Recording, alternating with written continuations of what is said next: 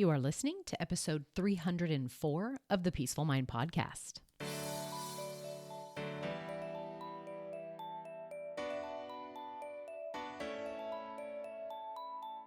Welcome to the Peaceful Mind Podcast, a place for creating the peace of mind you need to be the best mom you are created by God to be.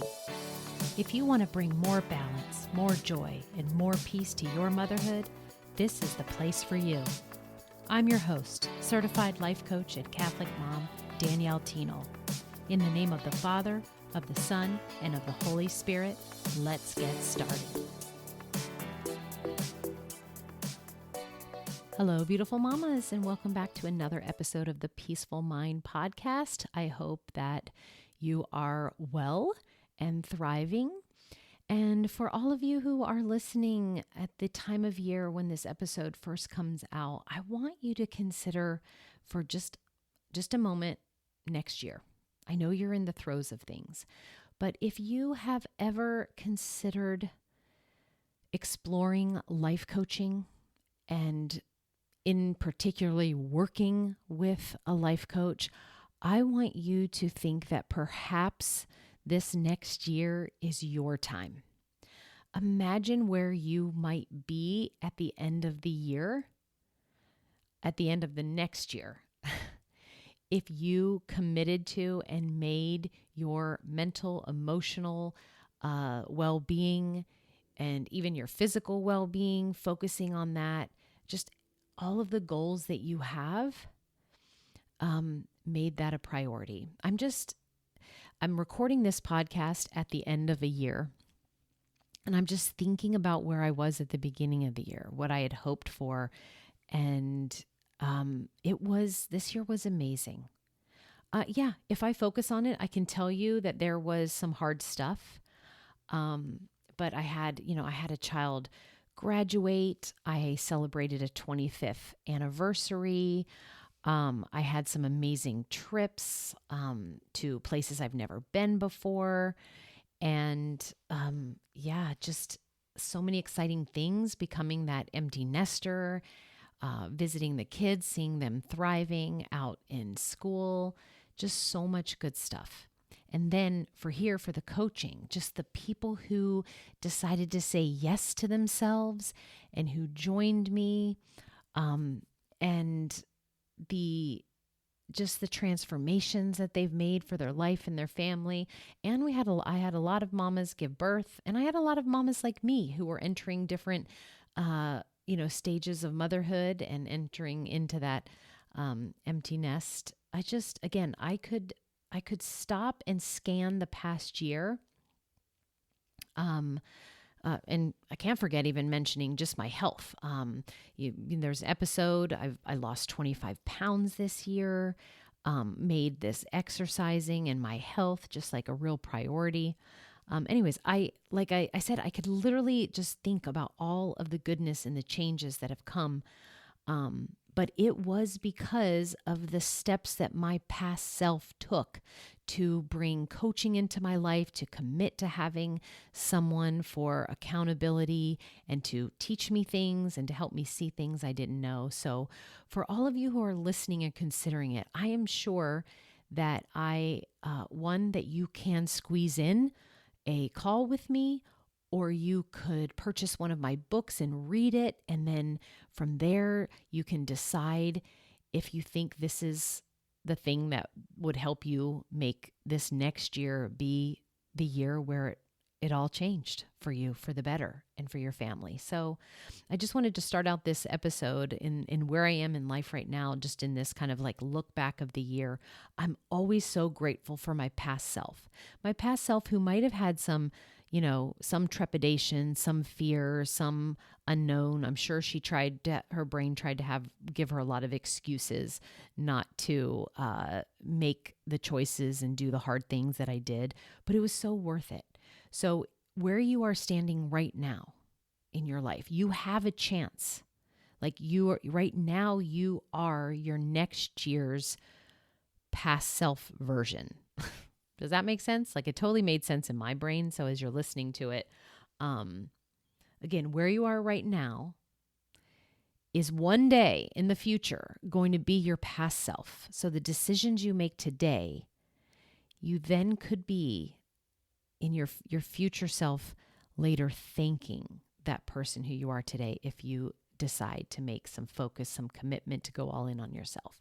And I want to offer that there is no better path to take than to go in on your mental and emotional health, which is exactly what life coaching directly impacts for the better. Okay. That was not a planned introduction. It's just off the cuff. It's just how I feel. And so maybe a few of you appreciated it. But today, what we're talking about is something that you will find me talking about inside my program, because it is so worthy of hearing and being reminded of and learning about. And that is how you can master the art of saying no without guilt. Okay? I'm so glad you're here listening to me today, because this subject comes up often in motherhood. And it's that little word that feels big, and that's no. Have you ever said yes to something and then immediately felt your stomach like tighten because you knew it wasn't right? It wasn't right for your schedule, wasn't right for your priorities, and it definitely wasn't right for your peace. Or maybe you've been carrying around some guilt about the time that you actually turned somebody down. Maybe you did say no. And even though deep down you knew it was the right decision, there's just this big, heavy guilt that you're carrying around. Well, this episode is going to help you with exactly that, those scenarios. We're going to look at why it's hard to say no. Yeah, I want you to see that there's a reason why it's hard, okay? I want you to also see how guilt tries to sneak in and take the wheel. It tries to lead you. And then I want you to know how you can learn to say no with more confidence, more peace, and especially some more love, without feeling like that you've done something wrong, because you haven't. But let's start here.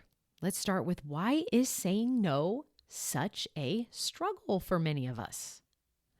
Well, one reason is that we are wired, especially as moms, to care. We want to help. We want to be kind. We want to be someone others can count on. And these are all good things. But what I want you to become more aware of and have more conviction about is that when our yes becomes too automatic, we lose something precious. And that's our alignment with what actually matters most to us in our life at our particular stage of motherhood. And saying no feels hard because our brain offers us all of these little sneaky thoughts like, well, they'll be disappointed in me if I say no. It's easier to just do it and then explain why I can't. Or I don't want to seem selfish. Or what if they don't ask me next time? Because maybe it's something that you think you would like to do, but just the personal timing doesn't feel right. But you're thinking there could be a time when I'd want to, but if I say no to them, they won't ask me. Right? All of those thoughts, those examples I just gave, they come from a good intention. But our lower brain, and if you're new, that's okay. It's just a part of our brain that is meant to help keep us safe, and it's our survival part of our brain. It's to do its job, which part of its job is to protect us from discomfort, to help us conserve our energy, and to seek some pleasure. This part of our brain. But here's the kicker, right? In trying to avoid the momentary discomfort that happens when we say no to somebody, we then will create a long-term misalignment for our lives. We say yes to things that we don't have time or capacity for. And over time, we feel exhausted, resentful, and disconnected from the life we actually want to be living. Yeah, I did this. I did this in particular when I think about when I was asked to come take a job, right? It was from someone who I highly respected. The job offer came with some, really high perks, including, something that stroked my ego when it came to its title, right? And the person asking, it would feel so terrible. Like, I don't think they would understand. And I explained to them, I don't think that their priorities were the same as mine, our life. So that when I would say no, like, I literally in the moment thought if I said no, like that they would just almost not see me in the same light anymore, I guess, or, they wouldn't think as highly of me anymore. I'm not actually sure. But I totally said yes when everything in my body and bones was saying it wasn't the right timing. It wasn't a priority in my life right now, that it would take me from what my own family's needed right now. And it ended up being 18 months of just, kind of a struggle and a battle because I couldn't say no in the moment. I couldn't listen to my body and my heart and my soul that was saying, say no. It would have been short-term discomfort. And I could have been wrong, right? It could have been received in a more positive light than my brain was thinking. Or I could have taken a little bit more time to talk them through, to explain why it wasn't right, or that, maybe it would be better, different timing. But no, my brain, I couldn't do it. I didn't have that knowledge to back up, that I'm hoping that this episode kind of enlightens you for today. Let's talk about the guilt part of it, right? Like, guilt feels like a moral compass, but so often it's literally just a mental habit, y'all. That's right. My Southern drawl is going to come out now. Okay. Guilt comes from our thoughts, not from the act of saying no itself. Like, when we say no to somebody, that doesn't equate feeling guilty. It's what we choose to think about saying no, right? Or what we choose to think what that other person we're saying no to will make it all mean. Okay, so here's some examples of some guilt-producing thoughts. I should be able to handle more and say yes. Good moms don't let people down. If I say no, I'm not being generous. Do you see how sneaky these thoughts are that our brain offers? But it is those thoughts that we choose to think, to make those saying no mean, that is actually generating the guilt. But mama, guilt does not serve you when it's coming from these false beliefs. In fact, it will cloud your discernment. It'll keep you from acting intentionally, and it makes you say yes to things that lead to burnout and disconnection, and you didn't even want to do them in the first place. But your brain connected it to letting people down and not being generous. Like, do you see the disconnect there? So remember this about guilt. Like, it's not the same as your internal conviction. Like, this knowing that you would have about what's right for you to say yes and to no to, it comes from the Holy Spirit, right? It leads to growth. It leads to peace and alignment with God's will. Guilt, especially the kind that shows up after healthy boundaries, comes from the enemy of peace. When you have followed through on a healthy boundary and guilt comes in, right? It is coming from those thoughts that, I just want to remind you, don't need guilt to be a good person. You don't need guilt to be a good mom. And when we become a yes to everything kind of person, right, we lose sight of your actual humanity. you start operating what I like to say. All my clients know, have heard this. And I think there's a whole chapter about it in my book on time management called Divine Time, is that we start operating like a robot. We start functioning our day-to-day without limits. We try to meet everyone's needs while pushing ours to the side. But I'm here to remind you today, you are human. And what that means is that God created your life with limited time. Again, I wanted to say limited time, you all. Limited time. All of us have limited time. See how I repeated that 3 times? It bears repeating. And God created you with limited energy and a limited capacity, right? So this is why we can't say yes to everything. And He created us that way on purpose. Like, it's not a flaw. It's not a mistake, right? That's wisdom. His wisdom knows that's what was best for us. So what that all means is you were not designed to do everything. You were designed to do the right things at the right time for the right reasons. And all of them are yours to decide what those right things are, what the right time is, what your right reasons are. And that's why it's important for you to clarify, right? Like what your personal core values are, what your family's core values, what have you and your spouse discerned to be the yeses that matter most in your life right now? Maybe it's protecting your family dinner time. Maybe it's prioritizing Sunday church together. Maybe it's having unstructured evenings to just be present. Maybe it's choosing rest over one more activity. I wish I chose that one a lot more. When you know what you're saying yes to on purpose, it does become much easier to say no with purpose. And that's what I'm trying to help you today, is to, master that art of saying no.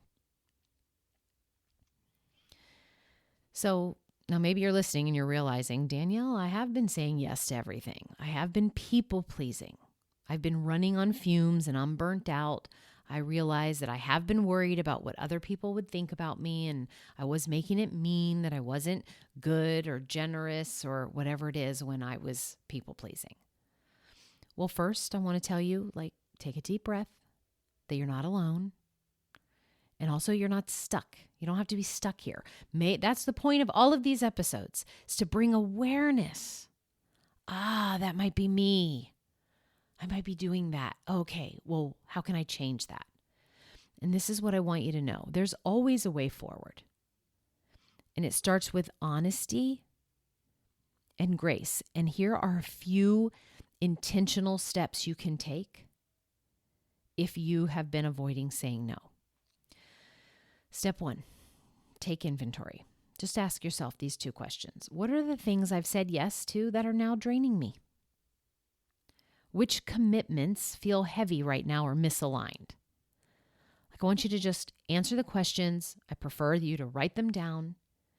And then I'm going to add the caveat, without judgment. We're going to find them. Okay? So we need clarity. We need awareness. We need to name them. We need to be honest with ourselves. Assess. Take inventory. Okay? That's step 1. Step 2, get some clarification on what matters most now in your life. First of all, what season of life are you in? What does your family need the most from you right now? And what do you need most? Make a short list, 3 to 5 things, and just tell yourself, okay, I need a clarification. These are actually my current priorities. And then step 3, have compassion for yourself when all of this is revealed, for the past decisions that you made. We need love and compassion here. We need self-love. We don't need to judge ourselves, beat ourselves up, say we should have.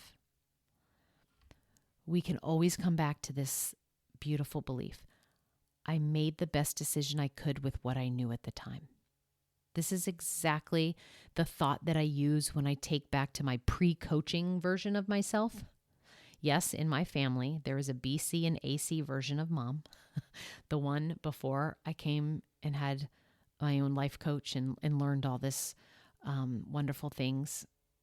And then there's that after version. And everybody in my family likes the after version a lot better, right? We don't need to beat ourselves up. I do say that it came to me at the right time. I didn't know any different. Before I learned the things that life coaching and a life coach could teach me, I didn't know any different. So you need to learn to just love yourself and move forward, not beat yourself up. And step 4, I want you to realign and reset. You can begin having new conversations with those, maybe the decisions that you made and you said yes, and now you think that maybe a no is better, right? You can reset boundaries that honor your present peace. Yes, some things may need to be finished. I get that, but others can just be gently released right now. And then here's some things you might say if it involves you, again, changing your mind, turning that yes into a no. You could say something like, I've realized I need to step back from this for now to care for my family's needs. You could say, thank you so much for thinking of me, but I'm not able to take that on at this time. You could say, I'm learning to be more intentional with my yes, and I want to honor that with you. I mean, these phrases are gold, right? Maybe you need to pause and hit that back up 30 seconds, another 30 seconds, and then get and write these down, even if it's in the notes in your phone. Those phrases, this is how you master the art of saying no. Notice how they are just said with honesty, truth, and love. Here they are again. I've realized I need to step back from this for now to care for my family's needs. Thank you so much for thinking of me. I'm not able to take that on at this time. I'm learning to be more intentional with my yes, and I want to honor that with you. And it could be, therefore, I have to say no at this time. All right, so sometimes it isn't about flipping a switch, right? But creating what I call in coaching and teach my clients what's called a bridge thought. It's just a new way of thinking that gently moves you from that guilt to like more of a grace-filled place. So sometimes, and the reason why we want bridge thoughts is because our brain sometimes can't go from, oh, I don't want to say, I'm going to say yes to that, to like, oh, I totally 100% don't have to say yes to that. Like it's just too much.